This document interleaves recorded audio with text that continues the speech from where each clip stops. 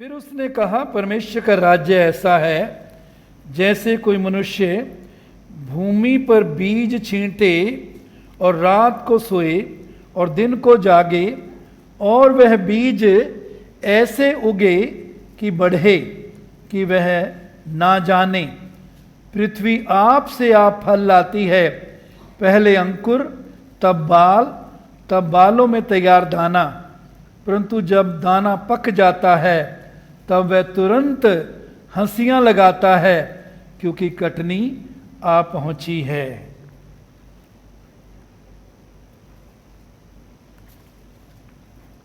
मेरे जीसु प्रभु यीशु मसीह इस उदाहरण के द्वारा सिखा रहे हैं कि परमेश्वर का राज्य जो है ऐसा है जैसे कोई मनुष्य बीज भूमि पर छींटे, बीज भूमि में गिराए, बीज भूमि पर डाले या बो दे,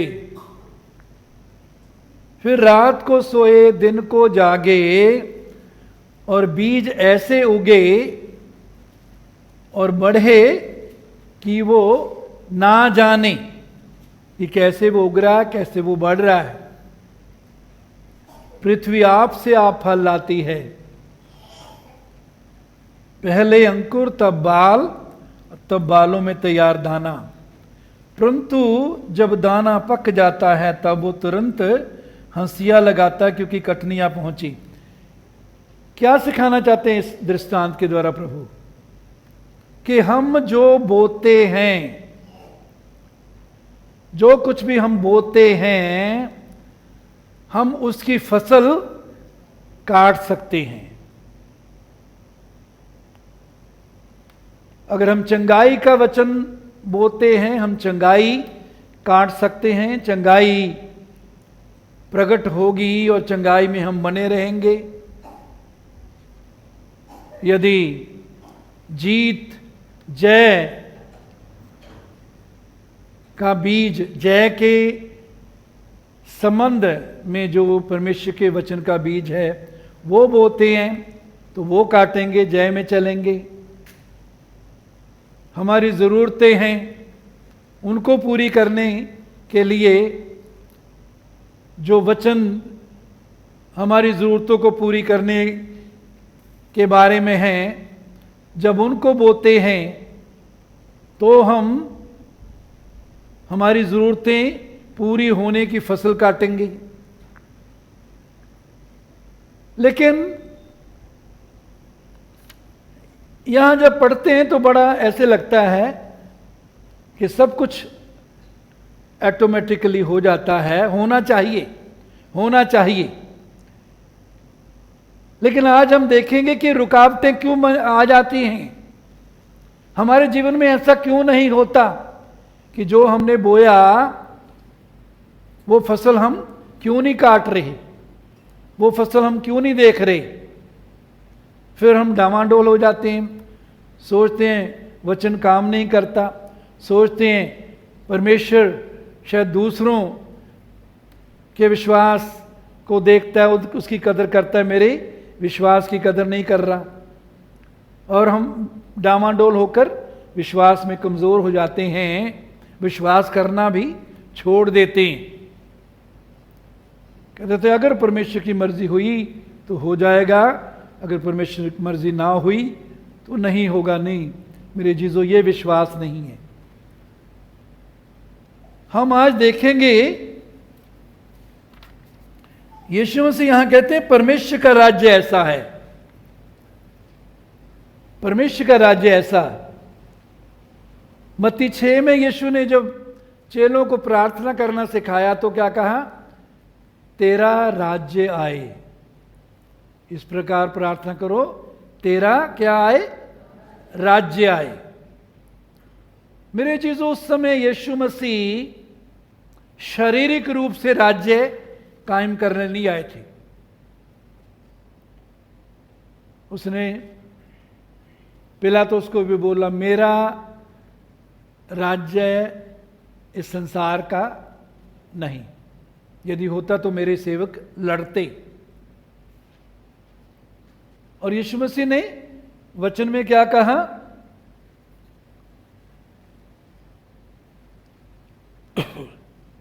लूका 17:20, जब फरीसियों ने उससे पूछा कि परमेश्वर का राज्य कब आएगा, तो उसने उनको उत्तर दिया, परमेश्वर का राज्य है दृश्य रूप से नहीं आता, और लोग यह ना कहेंगे देखो यहाँ है या वहाँ है, क्योंकि देखो परमेश्वर का राज्य तुम्हारे बीच में है। यीशु मसीह ने क्या बताया? कि परमेश्वर का राज्य तुम्हारे बीच में है। यीशु उस राज्य का राजा उनके बीच में था। जिस जीवन में यीशु आ जाता है उस जीवन में परमेश्वर का राज्य आ जाता है, और ये राज्य है आत्मिक राज्य है।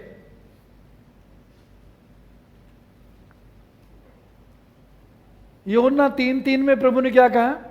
जो कोई नए सिरे से ना जन्मे तो वो परमेश्वर के राज्य को देख नहीं सकता।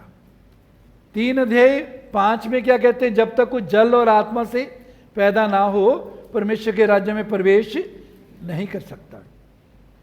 हमने नया जन्म पाया, जिन्होंने तौबा की, यीशु को ग्रहण किया, हमने नया जन्म पाया, हम परमेश्वर के राज्य को हमने देखा, और आत्मा सच्चाई से जल और आत्मा से हम पैदा हुए। जल परमेश्वर का वचन है, आत्मा पवित्र आत्मा है। जल और आत्मा से हम पैदा हुए, हम परमेश्वर के राज्य में हम दाखिल हो चुके हैं। तो परमेश्वर का राज्य हमारे अंदर है। परमेश्वर का राज्य कहाँ है जी? हमारे अंदर। इसका मतलब क्या है? परमेश्वर का अधिकार, परमेश्वर का अधिकार हमारे अंदर है। उसके राज्य में जो अधिकार है उसने हमें दे दिया है, वो हमारे अंदर है, ताकि उसमें चलते हुए हम संसार पर जय पाएं, हम शैतान पर जय पाएं, प्रभु को महिमा दें, उसको महिमा देने वाला जीवन व्यतीत करें। मेरे अजीजों,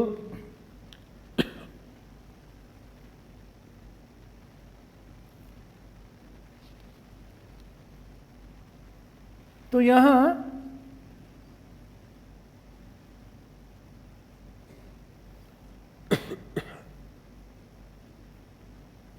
जो लिखे बीज, बीज छींटे या बीज ला डाले या बीज बोए, तो यीशु मसीह ने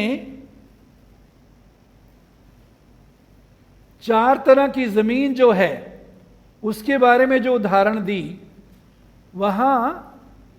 वहां भी यीशु मसीह कहते हैं कुछ बीज जो है मार्ग के किनारे, रास्ते के किनारे गिरा, पंछियों ने आकर चुग लिया। कुछ पथरीली जमीन में गिरा, जड़ ना पकड़ी, सूख गया।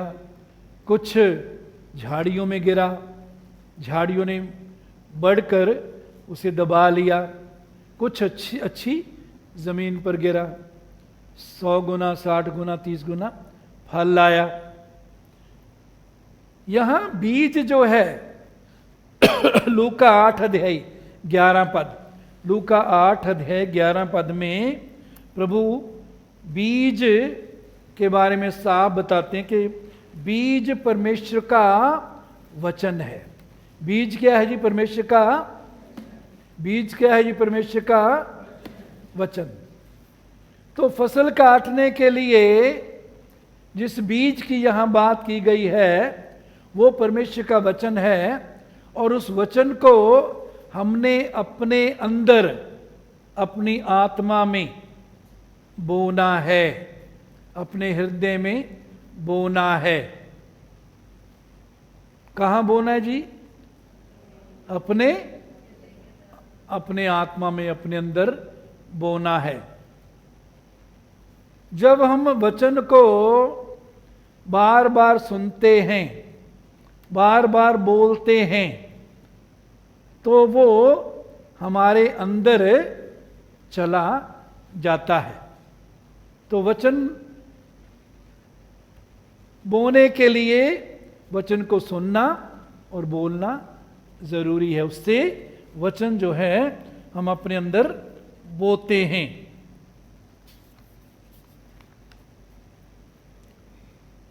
अब हम देखेंगे कि बीज तो हमने बो लिया, फसल बहुत बार क्यों नहीं काटते?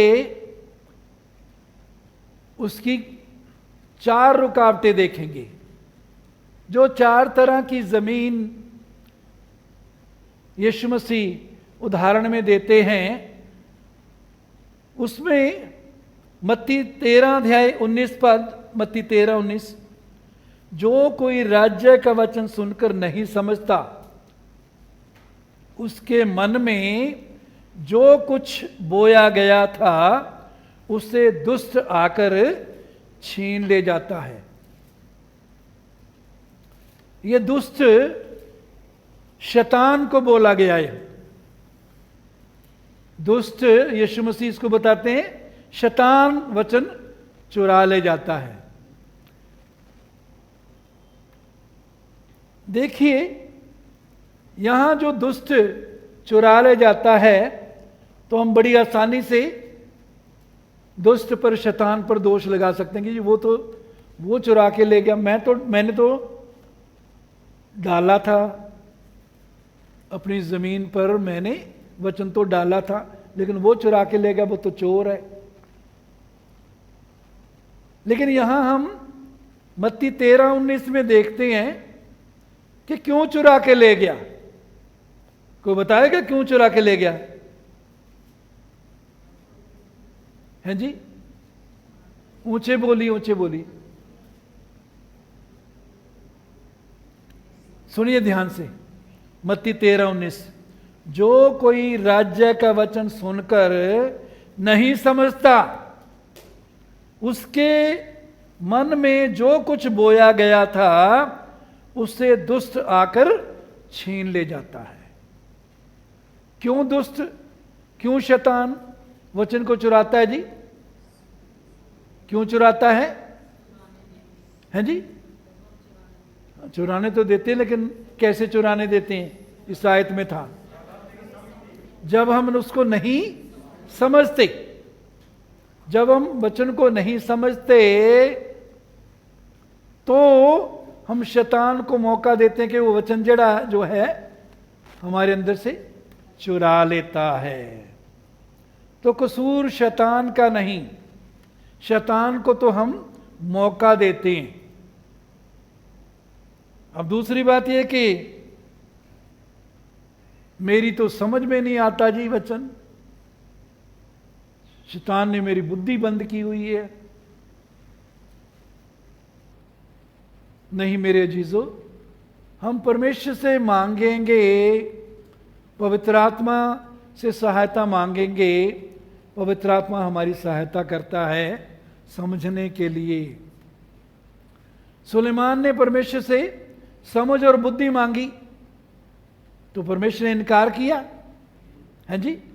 उसने मांगी, परमेश्वर ने उसको समझ बुद्धि दी। इफिसियों 3 अध्याय 18 पद, इफिसियों 3:18, सब पवित्र लोगों के साथ भली भांति समझने की शक्ति पाओ कि उसकी चौड़ाई और लंबाई और गहराई कितनी है। लंबाई, चौड़ाई, लंबाई, गहराई, ऊंचाई कितनी है। सब पवित्र लोगों के साथ भली भांति समझने की शक्ति पाओ। तो हम समझने की शक्ति पा सकते हैं जब हम प्रभु से मांगते हैं, पवित्र आत्मा से सहायता मांगते हैं। पवित्र आत्मा मेरी सहायता कर, मैं वचन को समझ सकूं, ये वचन मेरे अंदर फल लाने वाला बने, ये वचन मेरे अंदर जड़ पकड़े। तो कैसे हम समझ सकते हैं? कैसे? नीति वचन 4 अध्याय 20 और 21 पद, नीति वचन 4, 20 और 21, हे मेरे पुत्र, मेरे वचन ध्यान धर कर सुन। तो पहली बात, समझने के लिए हमें क्या करना है? ध्यान धर कर सुनना है। कैसे सुनना है जी? ध्यान धर कर। वचन कैसे सुनने हैं? सब बोलें। वचन से कैसे सुनने हैं? ध्यान धर कर। वचन सुनते समय रसोई में नहीं जाना। वचन सुनते समय पड़ोसन से झगड़ा नहीं करना, ना सास की बुराई करनी, ना बहू की बुराई करनी। हम करते हैं कहीं ना, वचन सुनते सुनते उधर वचन सुन रहे होते हैं, उधर ख्यालों में रसोई में होते हैं। बिल्ली दूध ना पी गई हो, आज तो मैं लॉक लगाना भूल गई। तो वचन क्या है जी? ध्यान धर कर सुन और अपना कान मेरी बातों पर लगा। ध्यान धर कर सुन, कान बातों पर लगा, कान वचन पर लगा। 21 पद, इनको अपनी आंखों की ओट ना होने दे। इनको अपने आंखों के सामने रख। वो कैसे होगा? जब हम बार बार वचन पर ध्यान करेंगे, वचन पर मनन करेंगे, जब हम बार बार वचन को बोलेंगे, वचन के बारे में चर्चा करेंगे, बात करेंगे, तो वो हमारी आंखों के सामने रहेगा। आंखों की ओट ना होने दें। वरन अपने मन में धारण कर। 4 बातें यहां बताई गई। पहली बात, वचन कैसे सुन जी? ध्यान धर कर सुन। दूसरी बात, अपना कान मेरी बातों पर लगा। तीसरी बात, इनको अपनी आंखों की ओट ना होने दे। चौथी बात, अगली बात, अपने मन में धारण कर। फिर हम वचन को समझ लेंगे और शैतान वचन को चुरा नहीं सकेगा। अगर वचन को शैतान चुराता है तो कसूर शैतान का नहीं, कसूर हमारा है। इसलिए वचन की कदर करना शुरू करें।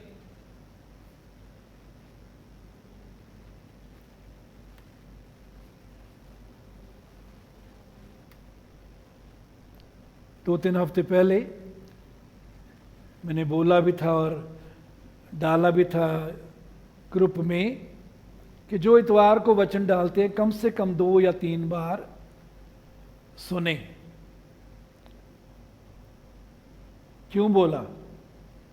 इसी कारण, ताकि हमारी आंखों की ओट ना हो, हमारे कान उनकी ओर लगे, वचन को हम मन में धारण करें।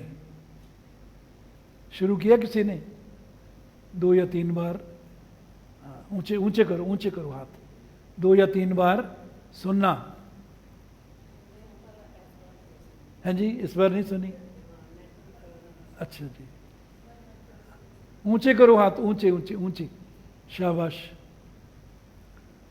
जिन्होंने हाथ नहीं खड़े किए, इन्होंने तो नेट की प्रॉब्लम बता दी इन्होंने। आपकी क्या प्रॉब्लम है बताओ? हाँ जी बताओ, दसो की प्रॉब्लम है जे नहीं सुनी? बोलो। समा नहीं मिलता। 24 घंटे तो घट टाइम तुहाडे कोल। दसो जी, दिन दे 24 घंटिया तो किन्ने ने जिन्हां कोल 24 घंटिया तो घट टाइम है? 22 घंटे जिन्हें रब ने दिते ने या 23 घंटे दिते ने? दस दिओ, फिर असीं समझ लांगे भी तुहाडे कोल टाइम है नहीं। जे रब ने तुहानूं सारिआं नूं 24 घंटे दिते ने, फिर आपां समय का सही इस्तेमाल करना सीखिए। क्यों नहीं सुन रहे, क्यों नहीं समा लगा रहे? पहली गल, आपां वचन दे महत्व नूं ਉਹਦੀ ਵੈਲਿਊ ਹੈ, ਇਹਦੀ ਕੀਮਤ ਨੂੰ ਨਹੀਂ ਸਮਝ ਰਹੇ। ਨਾਲ ਇਹ ਵੀ ਹੈ ਕਿ ਪਰਮੇਸ਼ਰ ਦੇ ਸੇਵਕ ਦਾ ਵੀ ਆਪਾਂ ਆਦਰ ਨਹੀਂ ਕਰ ਰਹੇ, ਕਿਉਂਕਿ ਵਚਨ 'ਚ ਲਿਖਿਆ ਹੈ ਆਪਣੇ ਆਗੂਆਂ ਦੇ ਆਗਿਆਕਾਰੀ ਕਰੋ। ਆਗੂਆਂ ਦੀ ਕੀ ਕਰੋ? ਆਗਿਆਕਾਰੀ ਕਰੋ। ਇਹ ਵੀ ਨਹੀਂ ਕਰ ਰਹੇ।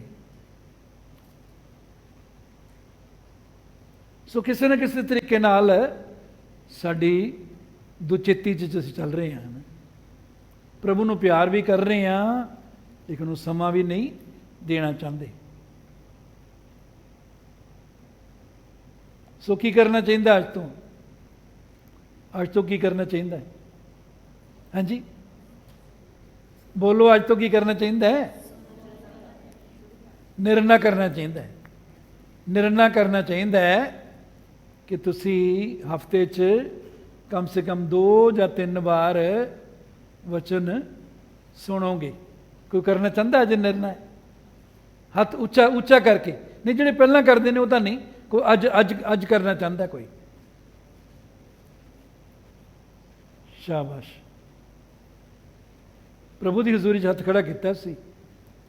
ਯਾਦ ਰੱਖੋ, ਜੇ ਪ੍ਰਭੂ ਨੇ ਕਿਹਾ ਜਿੱਥੇ 2 ਜਾਂ 3 ਮੇਰੇ ਨਾਂ 'ਤੇ ਇਕੱਠੇ ਹੋਣਗੇ ਮੈਂ ਉਹਨਾਂ ਦੇ ਵਿਚਕਾਰ ਹਾਂ, ਹੈ ਨਾ। ਮੈਂ ਦੇਖਣ ਨਹੀਂ ਆਉਣਾ, ਲੇਕਿਨ ਪ੍ਰਭੂ ਦੀ ਹਜ਼ੂਰੀ 'ਚ ਤੁਸੀਂ ਖੜਾ ਕੀਤਾ ਹੈ।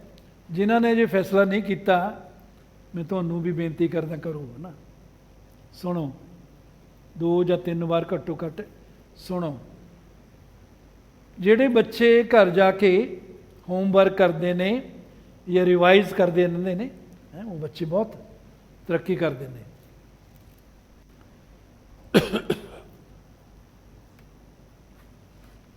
ਸੋ ਪਹਿਲੀ ਗੱਲ, ਰਾਹ ਦੇ ਕਿਨਾਰੇ ਪੰਛੀ ਦੁਸ਼ਟ ਨੇ, ਸ਼ੈਤਾਨ ਨੇ ਆ ਕੇ ਵਚਨ ਚੁਰਾਇਆ, ਕਿਉਂਕਿ ਉਹਨਾਂ ਨੇ ਨਹੀਂ ਸਮਝਿਆ। ਸੋ ਕਿਵੇਂ ਅਸੀਂ ਸਮਝ ਸਕਦੇ ਹਾਂ? ਅਸੀਂ ਅੱਜ ਵਚਨ 'ਚੋਂ ਸਿੱਖਿਆ ਕਿ ਉਹਦੇ 'ਤੇ ਉਹਨੂੰ ਧਿਆਨ ਦੇ ਨਾਲ ਸੁਣਨਾ ਹੈ। ਫਿਰ ਕੰਨ ਜਿਹੜਾ ਹੈ ਉਹਨਾਂ ਗੱਲਾਂ 'ਤੇ ਲਗਾਉਣਾ ਹੈ। ਤੀਜੀ ਗੱਲ, ਅੱਖਾਂ ਦੇ ਸਾਹਮਣੇ ਰੱਖਣਾ ਹੈ। ਔਰ ਚੌਥੀ ਗੱਲ, ਮਨ 'ਚ ਉਹਨੂੰ ਕੀ ਕਰਨਾ ਹੈ? ਧਾਰਨ ਕਰਨਾ। ਫਿਰ ਸ਼ੈਤਾਨ ਚੁਰਾ ਨਹੀਂ ਸਕਦਾ। ਫਿਰ ਉਹ ਵਚਨ ਜਿਹੜਾ ਹੈ ਉਹਨੂੰ ਅਸੀਂ ਆਪਣੇ ਅੰਦਰ ਬੋ ਲਵਾਂਗੇ, ਬੀਜ ਲਵਾਂਗੇ, ਤਾਂ ਕਿ ਉਹ ਫਸਲ ਦੇਵੇ। ਤਾਂ ਕਿ ਕੀ ਦੇਵੇ ਜੀ? ਫਸਲ ਦੇਵੇ। ਫਿਰ यहोशू 1 अध्याय 8 आयत 1:8, व्यवस्था की ये पुस्तक तेरे चित्त से कभी उतरने ना पाए, इसी में दिन रात ध्यान दिए रहना।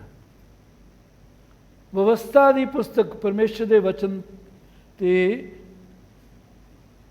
तेरे चित्त तो, कुछ अनुवादों च तेरे मुख तो, पंजाबी का जोड़ा अनुवाद है उत्थे फुटलाइन जी नीचे लिखा हुंदा है, उत्थे लिखा है मूँह मुख तो कभी कदे ना उतरे। चित्त और मुख दोनों ते होनी चाहिए व्यवस्था। वचन जड़ा है चित्त च भी और मुख ते भी।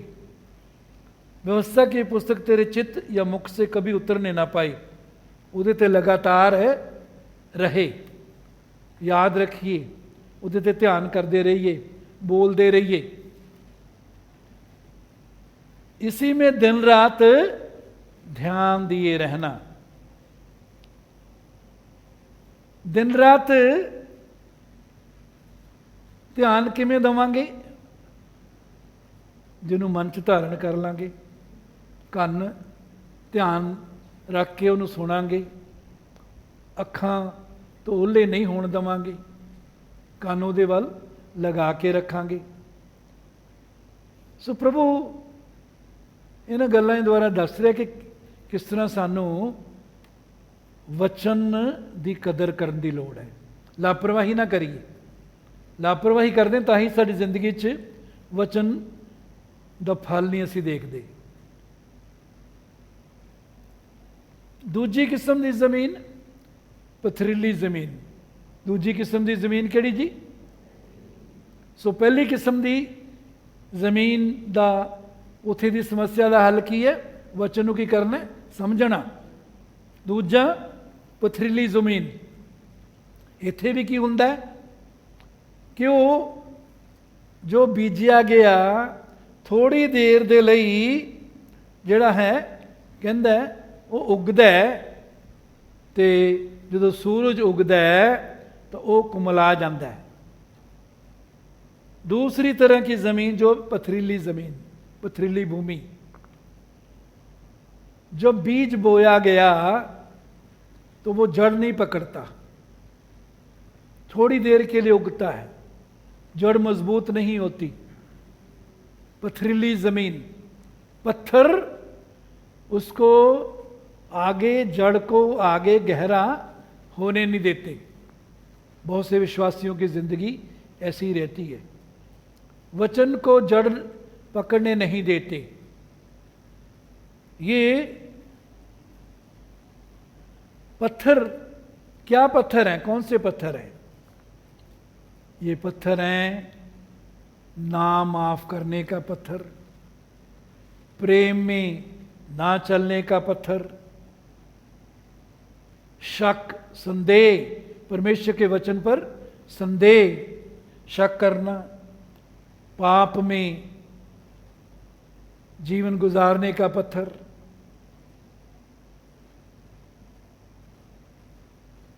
तो ऐसे पत्थर हमने अपनी जिंदगी में रखे होते हैं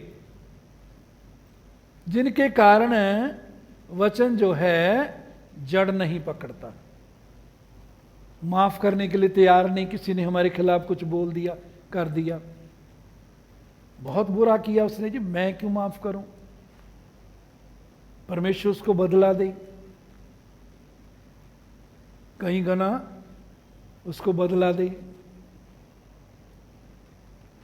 ना माफ करना ये पत्थर है, प्रेम में ना चलना पत्थर है, डर में चलना ये पत्थर है, चिंता में जिंदगी गुजारना पत्थर है।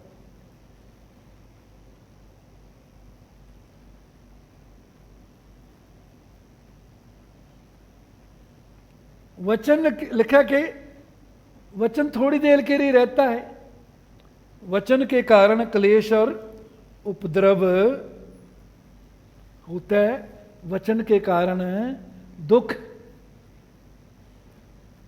हम सहना नहीं चाहते। वचन के कारण अगर थोड़ी देर के लिए दुख आ भी जाता है, आनंद से सहें। कैसे सहें उसको? याकूब की पत्री में आता है कि जब तुम भिन्न भिन्न प्रकार की परीक्षाओं में पढ़ो, इसको पूरे आनंद की बात जानो, आनंद के साथ उसको सहें। ये विश्वास करते, प्रभु तेरा धन्यवाद, तू मेरे साथ है, ना तू कभी छोड़ेगा ना कभी त्यागेगा, तू युग के अंत तक सदा मेरे साथ है, तू अपने वचन को पूरा करने में विश्वास योग्य है।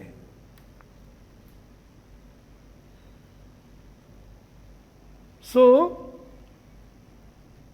पत्थरों को दूर करना है, पत्थरों को निकालना है। पत्थर नहीं निकालेंगे तो जो वचन हम बोते हैं जड़ नहीं पकड़ेगा, जड़ नहीं पकड़ेगा, थोड़ी देर के लिए रहेगा, फिर सूख जाएगा, फसल नहीं काट सकेंगे, फल नहीं हासिल कर सकेंगे। इसलिए बहुतों की जिंदगी में चंगाई का फल वो नहीं देखते, ज़रूरतें पूरी होने का फल नहीं देखते, जय में चलने का फल नहीं देखते, डर पर जय पाने का फल नहीं देखते। हिजकियेल 36 अध्याय 26 पद, 36-26, तुम्हारी देह में से पत्थर का हृदय निकालकर तुमको मांस का हृदय दूंगा। यहां परमेश्वर क्या कहता है? तुम्हारे अंदर से पत्थर के दिल को निकालकर मांस का दिल दे दूंगा। मांस का दिल जिसमें दर्द होता है, मांस के दिल में एहसास होता है, जो दूसरे के लिए तड़पता है। कहता पत्थर का दिल निकालकर मांस का दिल डाल दूंगा। और हमारे अजीजों, जिन्होंने प्रभु यीशु को ग्रहण कर किया है, पवित्र आत्मा के द्वारा परमेश्वर ने हमारे अंदर मांस का दिल डाल दिया है। और उसकी इच्छा क्या है कि हम उस पत्थर पर प्रतिदिन जय पाकर चलें। हम क्या करते हैं? उसी पत्थर को अपने जीवन में बने रहने देते हैं। पथरीली जमीन,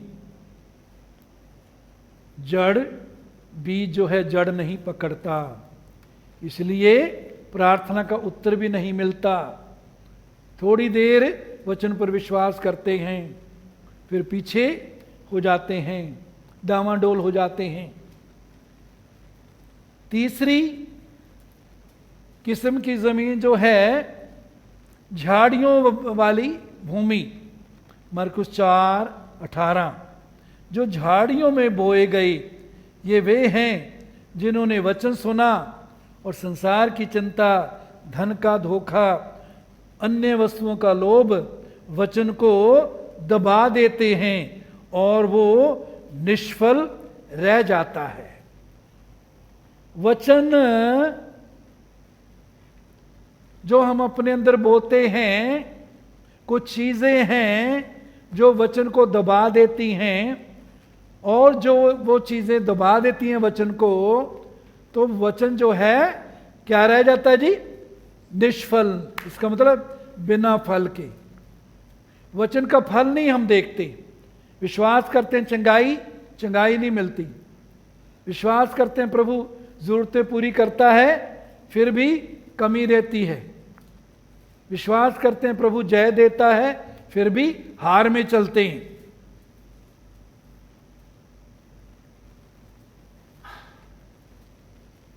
मेरे जीजों, परमेश्वर हमें उन सब चीजों पर जय देना चाहता है। जो चीजें परमेश्वर के वायदे जो उसने हमारे लिए कर दिए हैं, हमें दे दिए हैं, उनको हासिल करने के लिए जितनी रुकावटें उन वायदों और हमारे बीच में हैं, उन सब पर प्रभु जो जय देना चाहता है, उसकी योजना यही है।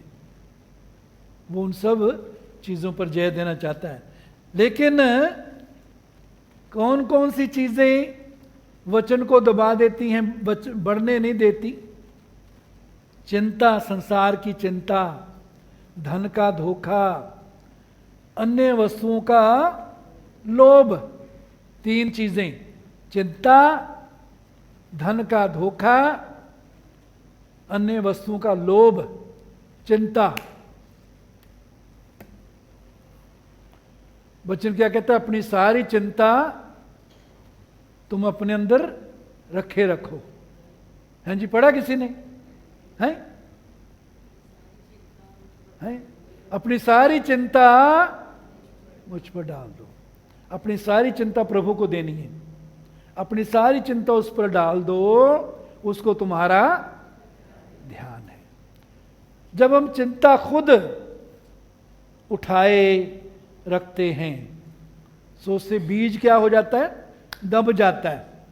वचन का बीज जो हम अपने अंदर बोया, वो क्या हो जाता है जी? दब जाता है, फल नहीं लाता।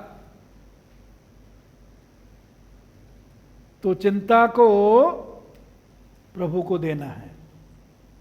कितनी चिंता को देना प्रभु को? सारी चिंता को।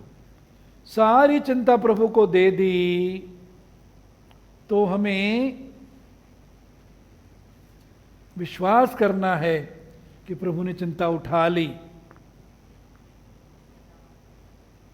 और हम आनंद में चल सकते हैं। आनंद में चलें, आनंद में रहें।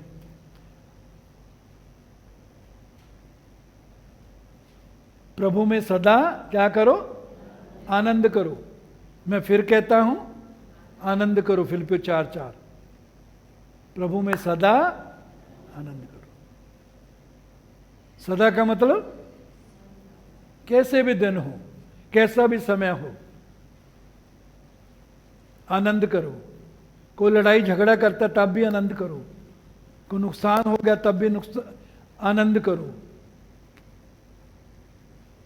हर हालात में क्या करो?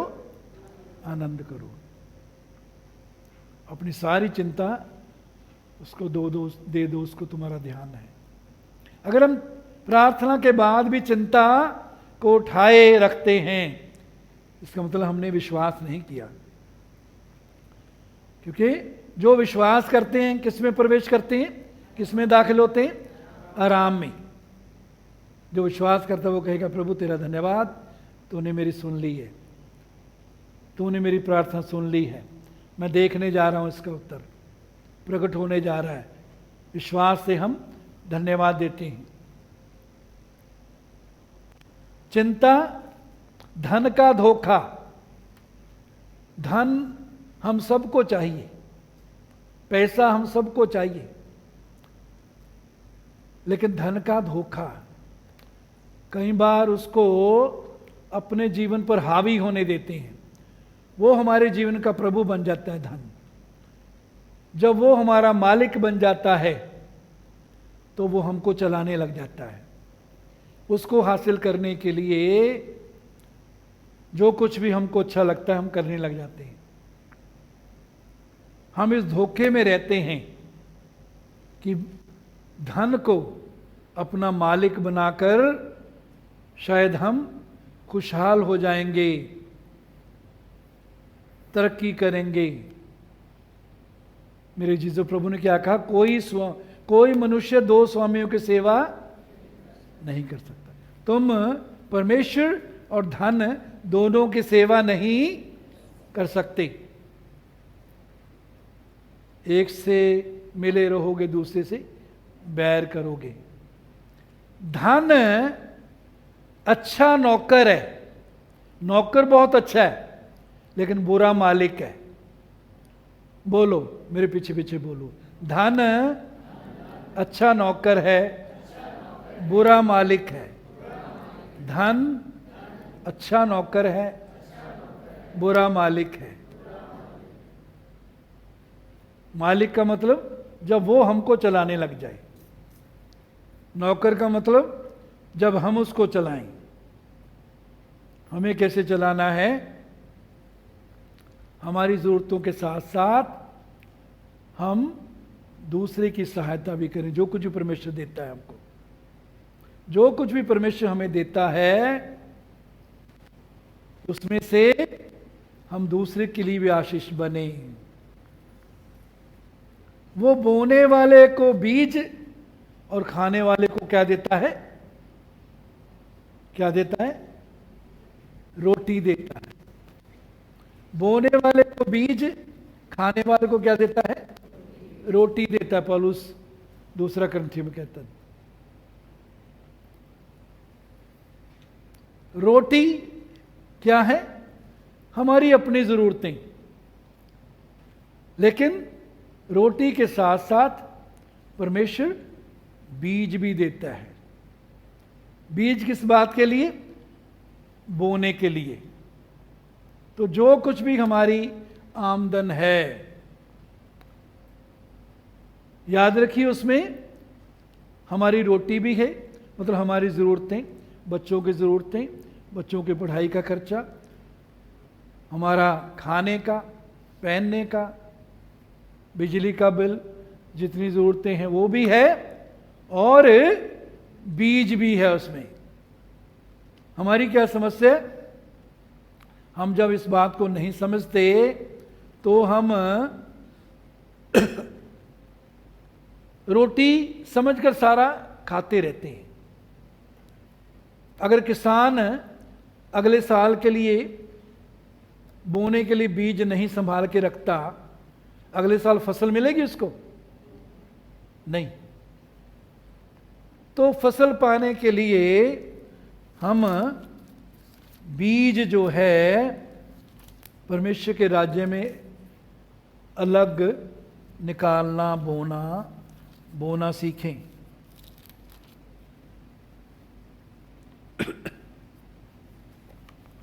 दूसरा कुरिन्थियों 9 अध्याय 10 पद है।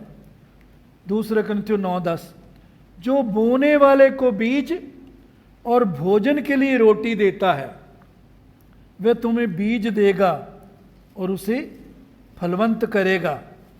जो बोने वाले को बीज और भोजन के लिए रोटी देता है, वह तुम्हें बीज देगा और उसे फलवंत करेगा और तुम्हारे धर्म के फलों को बढ़ाएगा।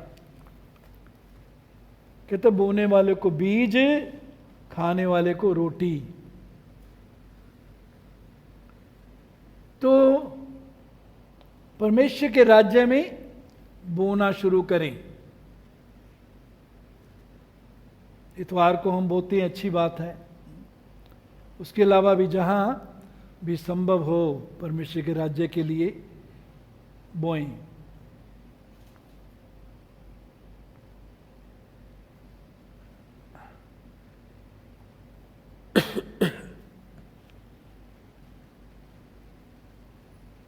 धन का धोखा, तो धन हमें जरूरी है, लेकिन उसको अपना मालिक ना बनने दें। वो हमको चलाए, ऐसे उसको इजाजत ना दें, तो हम धन के धोखे में आ जाते हैं। धन का धोखा, अन्य वस्तुओं का लोभ। कुलुसियों में लोभ को किस पाप के बराबर बोला गया? लोभ जो मूर्ति पूजा के बराबर है। कुलुसियों की पत्री में लोभ जो है उसको मूर्ति पूजा के बराबर बोला गया। लोभ करना छोड़ दें। जिस पर हमारा हक नहीं है उसके लिए चाल चलना छोड़ दें।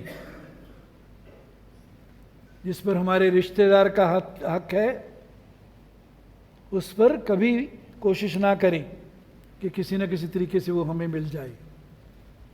जो हमारा हक है उसी पर नजर रखें। लोभ जो मूर्ति पूजा के बराबर है।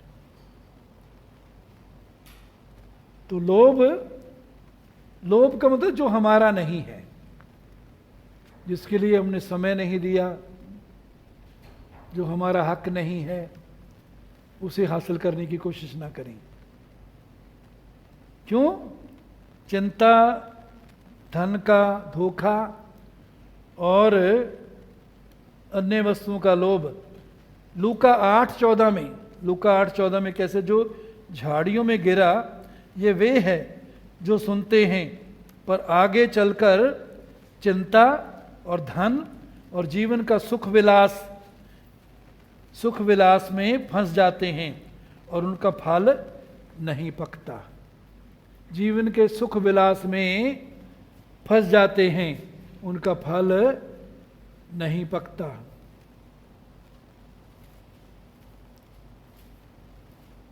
हमारी जिंदगी में ऐसे समय होते हैं कि कई बार कुछ चीज़ें होती हैं जो हमारे लिए ज़रूरी होती हैं और कुछ चीज़ें सुख विलास की होती हैं, लग्जरी उसको बोलते हैं। कुछ चीज़ें ज़रूरी होती हैं। हो सकता है जो आज हमारे लिए सुख विलास की हैं, लग्जरी हैं, वो आने वाले दिनों में हो सकता है हमारी ज़रूरत बन जाए।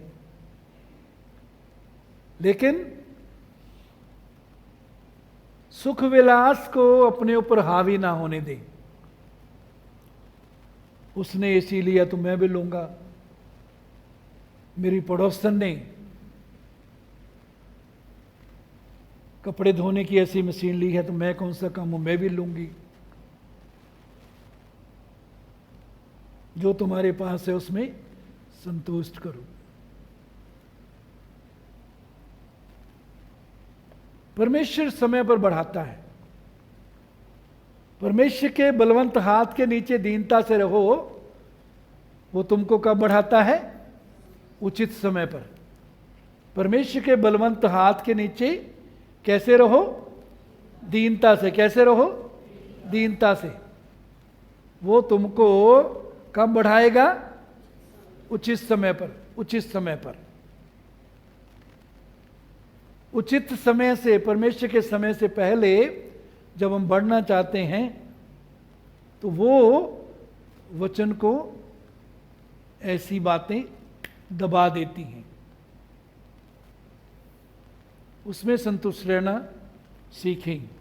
जो तुम्हारे पास है उसी में संतोष करें। लेकिन परमेश्वर समय आने पर बढ़ाता है। मैं परमेश्वर का धन्यवाद देता हूँ इन 3 एसीज के लिए। बड़े एसी हैं, आप सब देख रहे हैं। इनके लिए हमने किसी से पैसे नहीं मांगे, ना किसी को रिक्वेस्ट की। परमेश्वर ने दिए, किसी के मन में डाले, वो लेकर आए।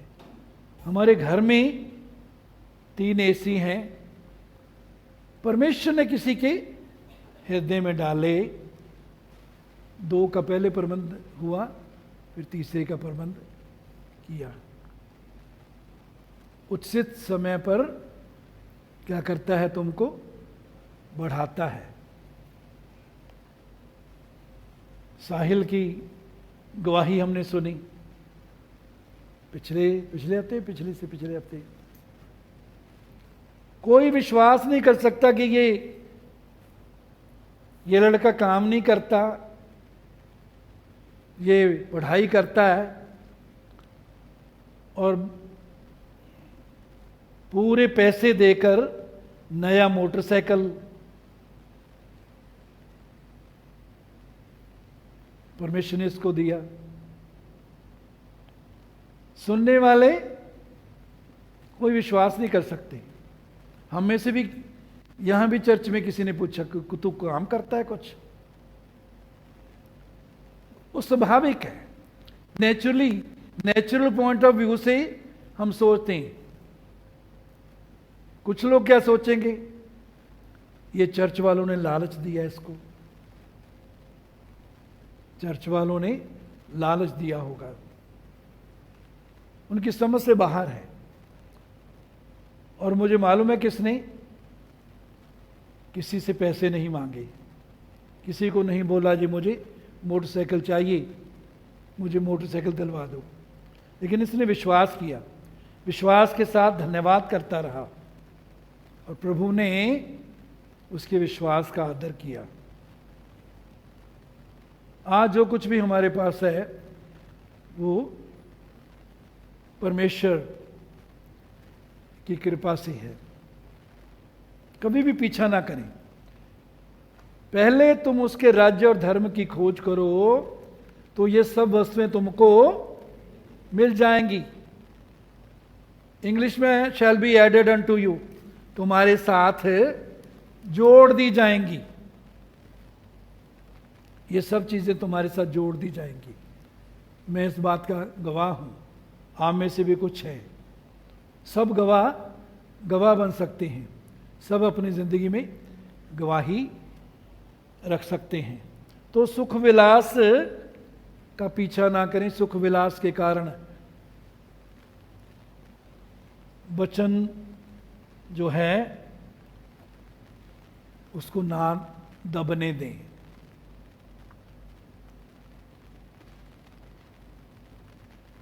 चौथा, अच्छी जमीन। लूका 8:15। ये अच्छी जमीन क्यों है? लूका 8:15। और अच्छी भूमि में के वे हैं जो वचन सुनकर भले और उत्तम मन में संभाले रहते हैं। वचन सुनकर, बीज, वचन जो बीज है उसको सुनकर भले और उत्तम मन में वचन को संभाले रहते हैं। वचन को संभालना है किसमें? भले और उत्तम मन में।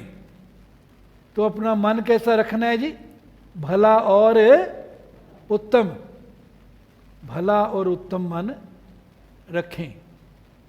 भला और उत्तम मन कैसे रखेंगे? कुलस्यों 3:16 में क्या लिखा है? मसीह के वचन को अपने हृदय में अधिकाई से बसने दें। मसीह के वचन को अपने हृदय में अधिकाई से, बहुतायत से, चोखा बहुता करके बसन देव। जब परमेश्वर के वचन को अपने अंदर बसने देते हैं तो हमारा मन जो है उत्तम हो जाता है, हमारा मन भला हो जाता है। जब हम अपने आप को परमेश्वर के सामने दीन करते हैं, प्रभु तू मेरी ज़िंदगी का मालिक है, तू मेरी ज़िंदगी को चला, जो तू चाहता मैं वही करूँगा, जैसे तू चाहता मैं जीवन गुजारूँगा, वो ऐसा मन भला मन और उत्तम मन बन जाता है। भले मन और उत्तम मन के उलट क्या है? बुरा मन,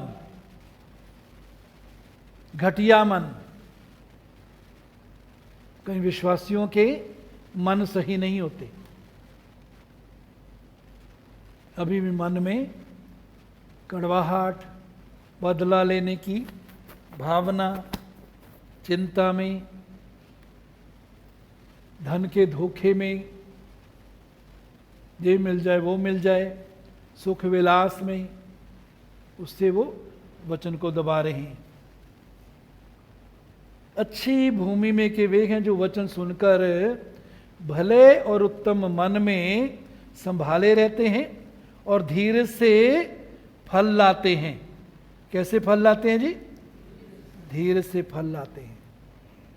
मत्ती 13:23, जो अच्छी भूमि में बोया गया यह वह है जो वचन को सुनकर समझता है और फल लाता है, कोई 100 गुना, कोई 60 गुना और कोई 30 गुना।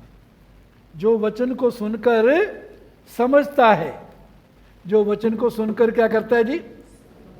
समझता है, वो फल लाता है 100 गुना, 60 गुना, 30 गुना। सो वचन सुनकर समझना है। कैसे मन में संभालना है? भले और उत्तम मन में। मन को बदलने दें, जैसे हैं वैसे ना रहें। जैसे संसार में देखते हैं वैसी चाल ना चलें। मन को भला बनने दें। कब बनेगा भला? प्रभु को अधिकार देते हैं अपने जीवन में। प्रभु तू मुझे सिखा, प्रभु मुझे चला, प्रभु मुझे बना, जैसा बनाना चाहता बना, जो मेरे जीवन में करना चाहता है कर। जिद अपनी छोड़ दें कि जो मुझे अच्छा लगता है वो ही मैं करूं। मेरे जीजो,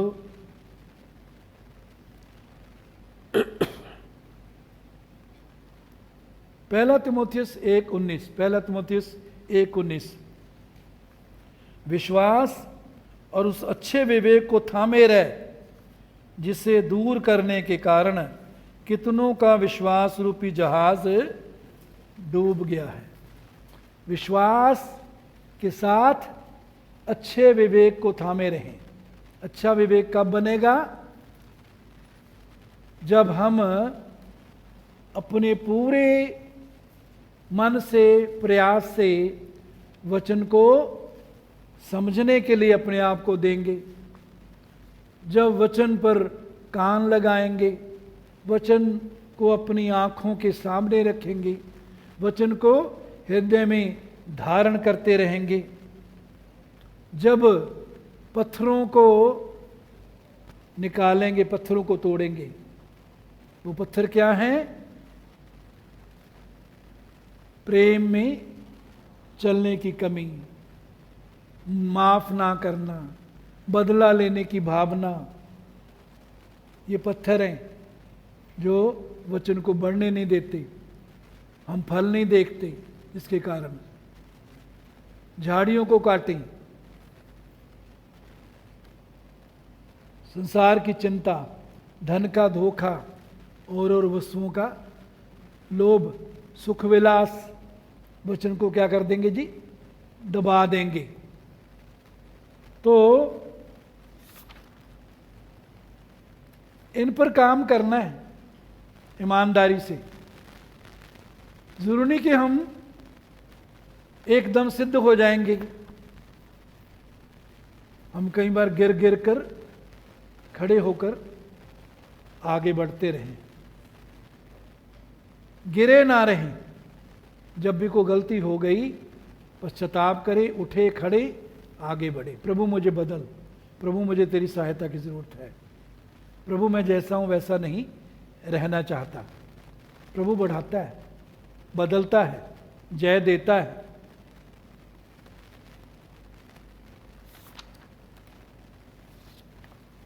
अच्छा विवेक क्या है? प्रभु मेरा मन भला और उत्तम रहे, प्रभु मैं वचन को संभाले रहूं, वचन को समझूं।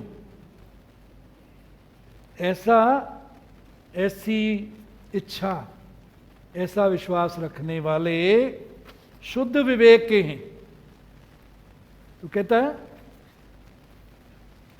विश्वास और अच्छे विवेक को पकड़े रहो, जिसे दूर करने के कारण बहुतों का विश्वास रूपी जहाज डूब गया। तो जब बीज बो देते हैं उसके बाद क्या कहता है? रात को सोए दिन को जागे, पर ना जाने कि वो कैसे उगे और कैसे बढ़े। मेरे जीजो, जब हम अपने अंदर बीज, वचन के बीज को रखते हैं, डाल लेते हैं, बो लेते हैं, उसके बाद पहला कुरिन्थियां 3:6 में, 3:16 है शायद, या 3:6 में पौलुस कहता है, 3:6 में, मैंने बोया, अपुल्लोस ने सींचा, परमेश्वर ने बढ़ाया। बोने के बाद हमें सींचना है लगातार। कैसे सींचना है? परमेश्वर के वचन का अंगीकार करते हुए, परमेश्वर के जो हम विश्वास करते हैं वही बोलने के द्वारा हम वचन को क्या करते हैं जी? सींचते हैं। बोने के बाद सींचना जरूरी है। मैंने बोया, अपुल्लोस ने सींचा, परमेश्वर ने बढ़ाया। वहां मरकुस 4 में, रात को सोए दिन को जागे, ना जाने कि वो कैसे उगा कैसे बढ़ा। मतलब क्या है? शारीरिक बुद्धि से हम नहीं समझ सकते, लेकिन वचन हमें बताता है कि कौन बढ़ाता है? परमेश्वर। मैंने बोया, अपुल्लोस ने सींचा, परमेश्वर ने बढ़ाया। अगर हम चाहते हैं कि हमारी जिंदगी में जो वचन हम बोते हैं वो फल लाए, बढ़े, उसके लिए लगातार वचन से सींचना है, सिंचाई करना है। क्या करेगा परमेश्वर? उसको बढ़ाएगा, उगेगा, बढ़ता रहेगा। फिर अंकुर, पहले अंकुर, फिर बाल में तैयार दाना। जब दाना पक जाता है तो वो हंसिया लगाता और काटता है। वो दाना पक जाने का मतलब है जिस बात पर हम विश्वास कर रहे हैं उसको प्रकट रूप से अपनी जिंदगी में देखना। और जब तक दाना उसमें पक नहीं जाता तब तक हमें, जब तक ज़रूरत है उसको पानी देना है और प्रभु का धन्यवाद करना है। धन्यवाद विश्वास की भाषा है। धन्यवाद क्या है जी? विश्वास की भाषा। यूहन्ना 11 अध्याय 41 पद में हम देखते हैं, लाजर को जिंदा करने से पहले प्रभु ने क्या बोला? हे पिता, मैं तेरा धन्यवाद करता हूं, तूने मेरी सुन ली है। मैं जानता हूं तू सदा मेरी सुनता है। हे पिता, मैं तेरा धन्यवाद करता हूं, तूने मेरी सुन ली है। उसके बाद बोला, ऊंचे शब्द से बोला, हे लाजर बाहर निकला।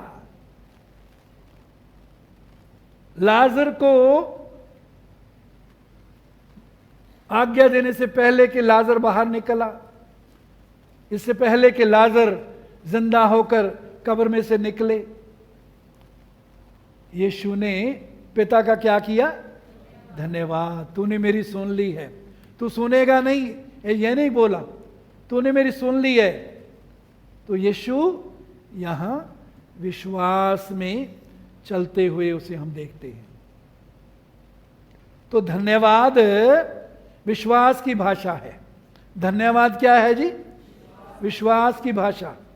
जब हमने विश्वास कर लिया, प्रभु तेरा धन्यवाद, तेरे मार खाने के द्वारा मैं चंगा हो चुका हूं। प्रभु तेरा धन्यवाद, तूने मेरे रोगों को अपने ऊपर उठा लिया। तो उसके बाद धन्यवाद करते रहना, प्रभु तेरा धन्यवाद, मैं चंगा हो चुका हूं। कब तक करते रहना है? जब तक चंगाई प्रकट नहीं हो जाती। धन्यवाद तो बाद में भी करना है, लेकिन विशेष तौर पर जब तक प्रकट नहीं हो जाती तब तक उसका धन्यवाद करते रहना है, उसकी स्तुति करते रहना है। यरीहो की दीवार गिरने से पहले याजक प्रभु की स्तुति करते हैं, गाते बजाते हुए यरीहो की दीवार के इर्द गिर्द चक्कर लगाते हैं, प्रभु की महिमा गाते हैं, स्तुति करते हैं। कब? दीवार गिरने से पहले उसकी स्तुति करते हैं। तो स्तुति, धन्यवाद, ये विश्वास की भाषा है। विश्वास की भाषा बोलना शुरू करें। इसका मतलब ये नहीं कि हम इनकार करें। मान लीजिए शरीर में कोई कमी है, रोग है, हम कह सकते हैं हाँ ये दिखता है, लेकिन मैं विश्वास करता हूं कि यीशु के मार खाने से मैं चंगा हो चुका हूं। यीशु ने मेरे रोग को अपने ऊपर उठा लिया, मैं विश्वास करता हूं, इसलिए मैं उसका धन्यवाद करता हूं कि मैं चंगा हो चुका हूं। उसकी स्तुति करता हूं, उसकी बड़ाई करता हूं।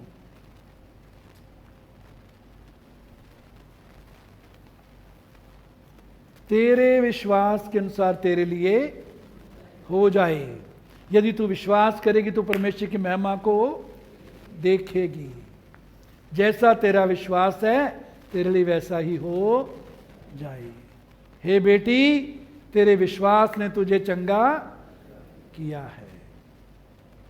मैंने ऐसा विश्वास इज़राइल में भी नहीं देखा। क्यों यीशु ने गवाही दी? क्योंकि उसने यीशु के वचन पर क्या किया? विश्वास किया। यीशु ने कहा मैं आऊंगा। सूबेदार ने क्या कहा? नहीं प्रभु, मैं इस योग्य नहीं कि तू मेरी छत के तले आए। वचन ही कह दे तो मेरा सेवक चंगा हो जाएगा। वचन ही कह दे तो मेरा सेवक चंगा हो जाएगा। मेरे चीज़ों, इन दिनों में प्रभु हमें विश्वास में चलना सिखा रहा है। मैं भी सीख रहा हूं। विश्वास में बढ़ना सिखा रहा है। याद रखिए, वो जबरदस्ती नहीं करता, हमें सहयोग करना है।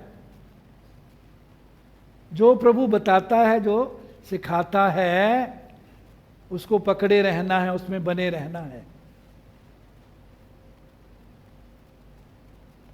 वचन को अपने अंदर उसका बीज डालना है, उसको पानी देते रहना है। पानी कैसे देंगे? जो विश्वास करते हैं बोलने के द्वारा।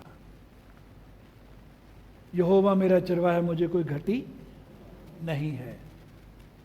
ना होगी की जगह हम उसको अपने लिए घटी नहीं है भी बोल सकते हैं। मेरा परमेश्वर अपने धन के अनुसार जो महिमा सहित मसीह यीशु में है, मेरी हर घटी को पूरी कर दिया है।